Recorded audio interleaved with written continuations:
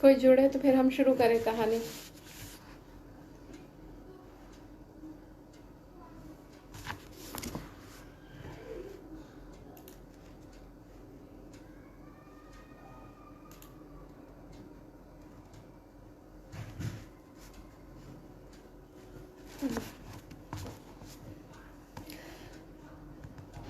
कहानी का शीर्षक है, सॉरी, मेरा मेरा नेटवर्क बार बार प्रॉब्लम कर रहा है। मुझे बिल्कुल अच्छा नहीं लग रहा, सब डिस्कनेक्ट हो रहा है। लेकिन मैं फिर से कहानी पढ़ना शुरू करती हूँ। बन्नो बिगड़ गई। पहले से तेज चलने लगी हैं, कुछ ज्यादा बोलने लगी हैं। जब से बन्नो गोरखपुर से नोएडा आई हैं, एकदम बदल गई हैं। हर बात पर ऐसे अड़ जाती हैं कि जैसे आज ही सब तय हो जाना है, कल अगली सुबह नहीं होगी। मम्मी तो मम्मी, बहसबाजी में पापा को भी नहीं बख्शती। जिनसे कभी देह बचा कर चला करती थी, अब उनकी आंखों में आंखें डालकर बात करने लगी हैं। जब तक पढ़ रही थी, पापा के एटीएम पर पल रही थी, तब तक तो फिर भी हालात संभले हुए थे। पर जब से नौकरी में आई हैं, रंग ढंग एकदम से बदल गए हैं। चलती नहीं हैं, बस जैसे उड़ती फिरती हैं, हवा से बातें करती हैं। पहले छुट्टियों में घर चली आती थी तो बदले रंग ढंग दिखते रहते थे और मम्मी उन्हें झाड़ पोंछ कर ठीक कर देती थी। पर अब तो कहती हैं कि छुट्टी ही नहीं मिलती, आप लोग ही आ जाइए। हमने अब अलग फ्लैट ले लिया है किराए पर। बताइए, माँ बाप के प्यार के सामने अलग फ्लैट की धौंस। कमबख्त नोएडा में फ्लैट भी तो इतने हैं कि झट मिल जाते हैं। अकेली रहती लड़कियों से कोई कुछ पूछता भी तो नहीं है। अक्सर माँ बेटी में नए पुराने को लेकर बहस हो जाती। गांव पंचायत, जिला कलेक्टर से लेके मंत्री संतरी तक को बन्नो धता बता देती। मम्मी पापा के बनाए जमाए नायकों को छोड़कर बन्नो हर बार देश विदेश के नए नए नायकों के बारे में बात कर रही होती। फेसबुक, इंस्टा, स्नैपचैट जैसी अनाप शनाप चीजों में घुसी अपना टाइम और दिमाग दोनों खराब करती रहती।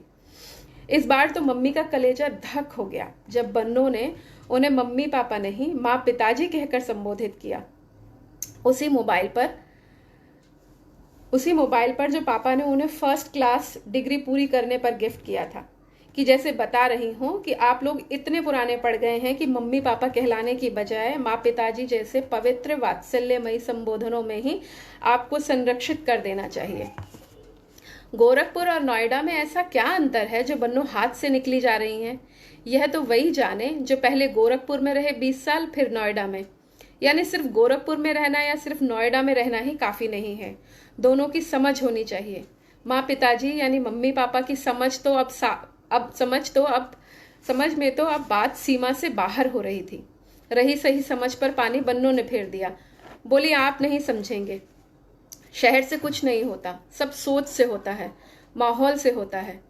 हम भी रहे हैं ना गोरखपुर में 20 साल, और अब 5 साल से ही तो नोएडा में है। उससे क्या बदलाव विचारों का होता है। आप अब ये नहीं समझना तो परेशान किए डाल रहा है। शहर और विचार की निशान तो ज्यादा पिताजी थे, पर पहल माँ ने की।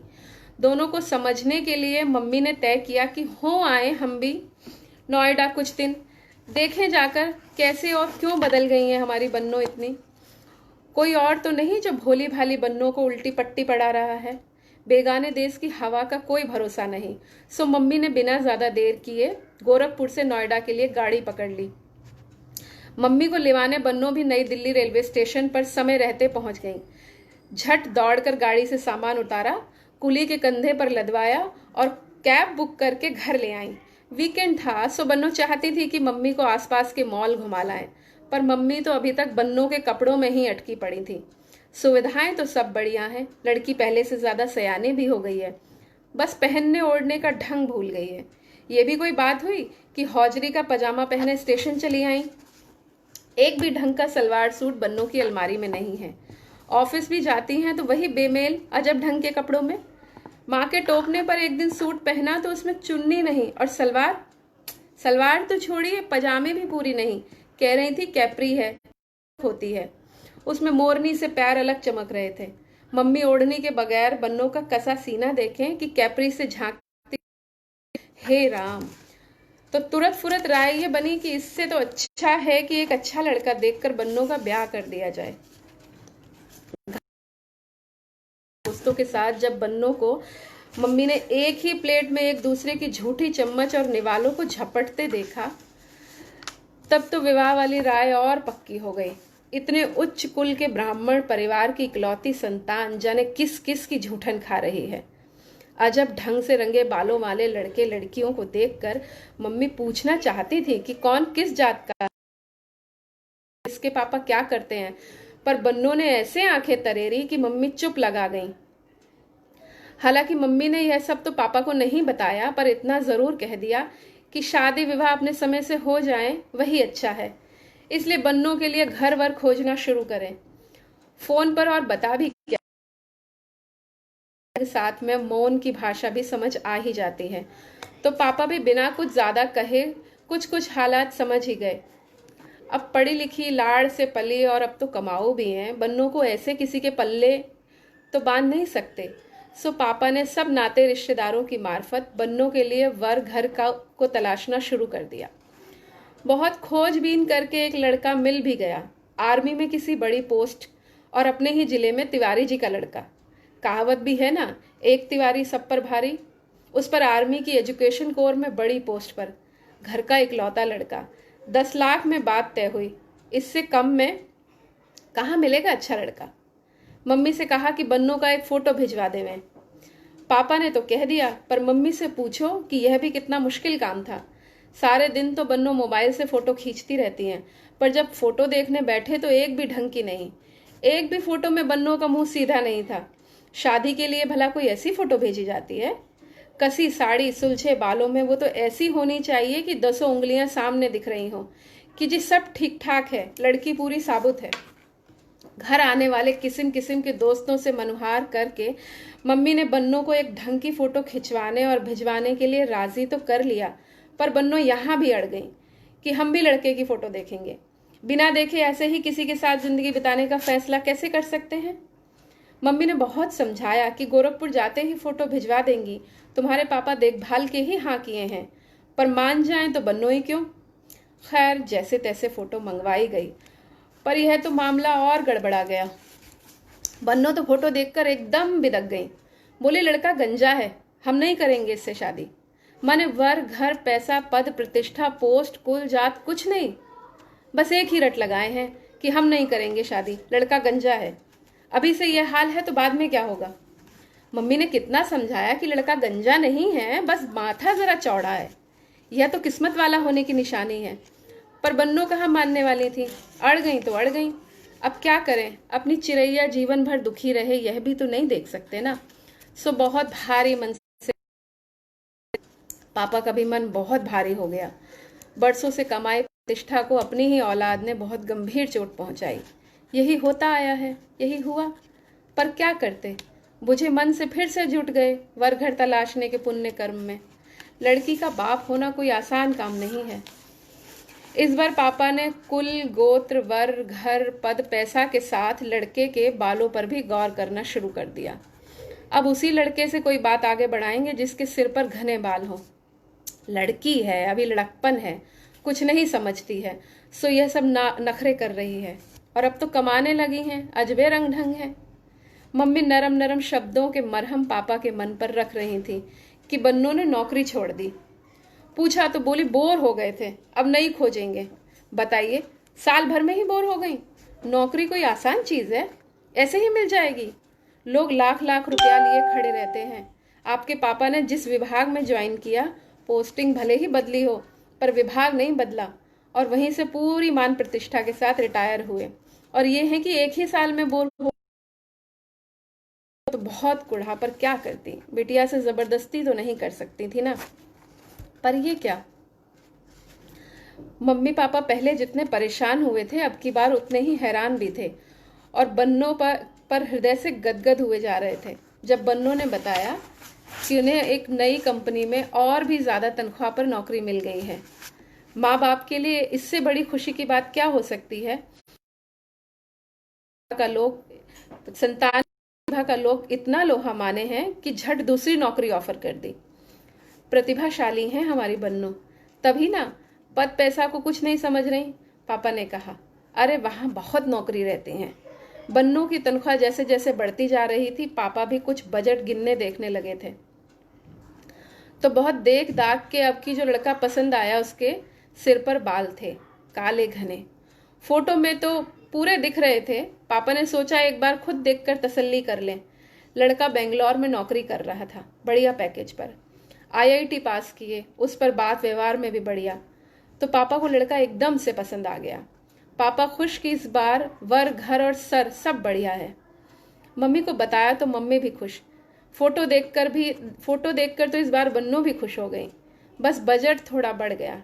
अब की बार बात 15 लाख पर पक्की हुई और तय हुआ कि अब तो सरकार कानून सब तिलक विवाह में भी अंदाजी करने लगा है। सो पैसा इस सबसे पहले ही पहुंचा दिया जाए, वो भी कैश। गहने कपड़े सब तभी बढ़िया से तैयार हो सकते हैं। बन्नो चाहती तो इस कैश के लेन देन पर अड़ सकती थी, पर आईआईटी लड़का देखकर इस बार बन्नो कुछ स्वार्थी हो गई। लव एट फर्स्ट साइट जैसा कुछ अनुभव हुआ बन्नो को। पर बात एक और भी थी। पिछले कुछ महीने से वे जिनके इश्क में थी, उस लड़के ने साफ कह दिया था कि हमारे बीच सब कुछ हो सकता है, बस विवाह नहीं हो सकता। तो लड़के की इस साफ गोई पर बन्नो इतनी दुखी थी कि कुछ भी करके उसे दिखा देना चाहती थी कि वे उससे बेहतर लड़के के लिए डिजर्व करती हैं। इसका पैकेज और लुक बन्नो के बॉयफ्रेंड से 21 ही था। इस बार तो बहुत कायदे से खिंचवाई गई फोटो बन्नो ने भिजवाई माँ के हाथ। हाथों हाथ रिश्ता पक्का भी हो गया। सगाई और विवाह की तारीख भी निकाल ली गई। यह काम माता पिता के स्तर पर पूरा हो रहा था और भावी वर वधू ने अपने स्तर पर एक दूसरे को फेसबुक पर खोज निकाला। एक दूसरे का स्टेटस और फोटो लाइक कमेंट करने से शुरू हुई बात अब इनबॉक्स में लंबी चैट पर आगे बढ़ने लगी। दोनों ने एक दूसरे से पूछा कि क्या इससे पहले भी आपने किसी से इस तरह रात भर लंबी चैट और बातचीत की है। दोनों ने ही इस सवाल को बहुत आत्मविश्वास से खारिज कर दिया। अब क्योंकि बन्नो ने ही झूठ ही ना कहा था, तो उन्हें भी इस बात का पूरा विश्वास था कि अरुण कुमार शुक्ला भी झूठ ही बोल रहे हैं। खैर, हमें इससे क्या। तो इस तरह बात व्हाट्सएप पर भी आगे बढ़ने लगी। बेकरारी का आलम यह हुआ कि एक दिन बन्नो के बनने यानी अरुण कुमार शुक्ला ने कह ही दिया कि अब तुम्हारे बिना मन नहीं लगता, शादी में तो अभी 4 महीने बाकी हैं। ऐसी ही बात है तो आ जाइए नोएडा, कौन सा हमने मना किया है। बन्नो ने भी खुला निमंत्रण दे दिया। मुलाकात का पारिवारिक सत्यापन करवाने के लिए अरुण कुमार शुक्ला ने अपने घर में कह दिया, बिना देखे लड़की के लिए कैसे हाँ कर दें, एक बार देख तो लेना ही चाहिए। यह बात उनके परिवार को बुरी नहीं लगी, तो उन्होंने भी बन्नो के परिवार में यह प्रस्ताव भिजवा दिया कि लड़का लड़की आपस में मिल लें तो उनकी भी तसल्ली हो जाए। पारिवारिक स्तर पर तो बात पक्की है ही। अब क्योंकि यह प्रस्ताव वर पक्ष की ओर से आया था, तो मानना ही पड़ेगा कि तर्ज पर मम्मी पापा ने भी बन्नो को लड़के से मिलने के लिए हाँ कर दी। बन्नो तो पहले ही इस मुलाकात के लिए बेकरार थी। उस पर अरुण कुमार शुक्ला के इस तरह पारिवारिक समर्थन हासिल करने पर उनकी इंटेलिजेंस की और भी कायल हो गई। अरुण कुमार शुक्ला ने आने वाले रविवार के लिए बेंगलोर से दिल्ली जाने वाली फ्लाइट में टिकट बुक करवा ली। अब मुलाकात के दिन गिने जाने लगे। बन्नो ने अपने लिए नई ड्रेसें खरीदी। कहाँ जाना है, क्या करना है, अब हर दिन इसी पर चर्चा होने लगी।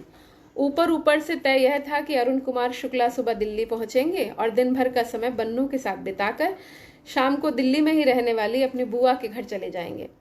पर भीतर भीतर दोनों ने यह तय किया था कि दोनों 2-4 दिन साथ ही रहेंगे। इतना खर्चा करके दिल्ली आए हैं तो कुछ दिन तो साथ रहना ही चाहिए। और साथ ही ये वादा भी कि अब अगले महीने बन्नो बेंगलोर जाएंगी। तो तय तिथि आ ही पहुंची। व्हाट्सएप और फेसबुक की खिड़की पर ताका झांकी करने वाले कबूतरों का सा जोड़ा आज पहली बार रूबरू हुआ। देखने में भी ठीक ठाक ही थे अरुण कुमार शुक्ला। बन्नो ने नजर भर देखा और मन ही मन बलैया ली। 21 नहीं 22 ही हैं हमारे शुक्ला जी। बन्नो और उनके अरुण कुमार शुक्ला एयरपोर्ट पर मिलते ही एक दूसरे के गले लग गए। बन्नो भी खूब बंठन कर आई थी। अरुण कुमार शुक्ला भी पहली ही मुलाकात में उन पर मोहित हो गए। मोह में बात और गाड़ी दोनों आगे बढ़ने लगी। अरुण कुमार शुक्ला दिल्ली एनसीआर और अपनी होने वाली बन्नी को खूब नजर भर भर कर देख रहे थे। कभी एक दूसरे का हाथ पकड़ते तो कभी हौले से सट जाते। तय हुआ कि दिल्ली हाट चला जाए। बन्नो ने बताया कि दिल्ली हाट और जनपथ ये तो ऐसी जगह हैं जहां आप कभी भी कहीं भी सुकून से घूम सकते हैं। दिन भर हाथों में हाथ डाले दोनों प्राणी घूमते रहे। जायकेदार खाना खाया और कलाकृतियों पर मुग्ध दृष्टि बिखेरी। यहाँ वहाँ घूमते खूब बतियाए। इस बार बन्नो ने अपना इंस्टाग्राम अकाउंट भी शुक्ला जी के लिए खोल दिया। लगाव के साथ साथ अब कुछ अधिकार भाव भी शुक्ला जी में जागने लगा था। अभी तक जिसे फॉलो कर रहे थे उस अकाउंट के खुलते ही शुक्ला जी की तो जैसे आंखें ही चौंधिया गईं। यहाँ हॉट पैंट में बन्नो की गोवा की छुट्टियों की कई फोटो पोस्ट की गई थी। अरे ये सब फोटो इंस्टाग्राम पर नहीं डालनी चाहिए, शुक्ला जी ने धीरे से ज्ञान देने की कोशिश की। मैं इतनी टेंशन नहीं लेती, बन्नो ने अपने उसी बिंदास अंदाज में जवाब दिया। अरे आप नहीं जानती, कुछ लोग कुंठित होते हैं और परिवार का कोई व्यक्ति देखेगा तो क्या सोचेगा। आप तो कुछ नहीं सोच रहे ना, बन्नो जैसे नहले पर दहला मार रही थी।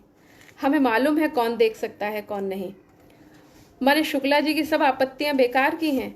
अपने अकाउंट को संभालना बन्नो खूब जानती है। अब शुक्ला जी का मन उखड़ने लगा था।